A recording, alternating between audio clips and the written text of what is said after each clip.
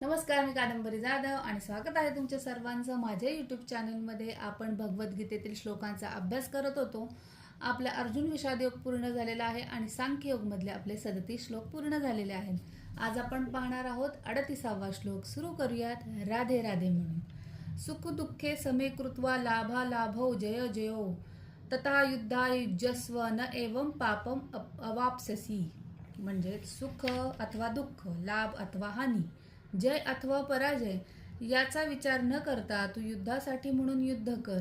असे केल्याने तुला पाप लागणार नाही. थोडक्यात सुख दुःख, लाभ हानी, जय पराजय यांना समान मानून तू आपले कर्तव्य कर.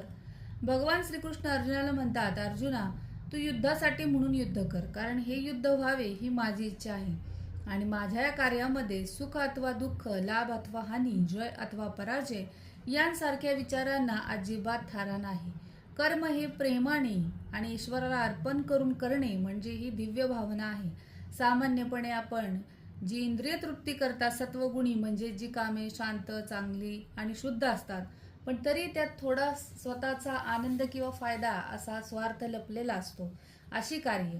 किंवा रजोगुणी म्हणजे जी कार्य महत्वाकांक्षा, स्पर्धा, प्रतिष्ठा किंवा पैसा मिळवण्यासाठी केली जातात, अशी जी कार्य करतात त्याला पाप अथवा पुण्य या कर्मांच्या बंधनात अडकावे लागते. पण जर आपण तेच काम ईश्वराला अर्पण करून केले तर ते स्वार्थासाठी नसते. त्यामुळे त्या कर्मांचे आपल्यावर कोणतेही बंधन राहत नाही किंवा तो कोणाचाही ऋणी राहत नाही. थोडक्यात जो सुखदुःखाचा अथवा लाभ हानीचा विचार न करता आपले नियमित कर्तव्य करत राहतो आणि ती कर्तव्ये ईश्वर अर्पण करतो, तेव्हा कर्मबंधनाच्या म्हणजेच पाप पुण्याच्या पलीकडे तो माणूस जातो, असे श्रीकृष्णांनी येथे सांगितले आहे. तर हाच मला अर्थ या 38व्या श्लोकावरून मिळाला. तुम्हाला कसा वाटला नक्की कळवा. भेटूयात पुढच्या व्हिडिओमध्ये लाईफ लेसन घेऊन. तोपर्यंत राधे राधे. धन्यवाद.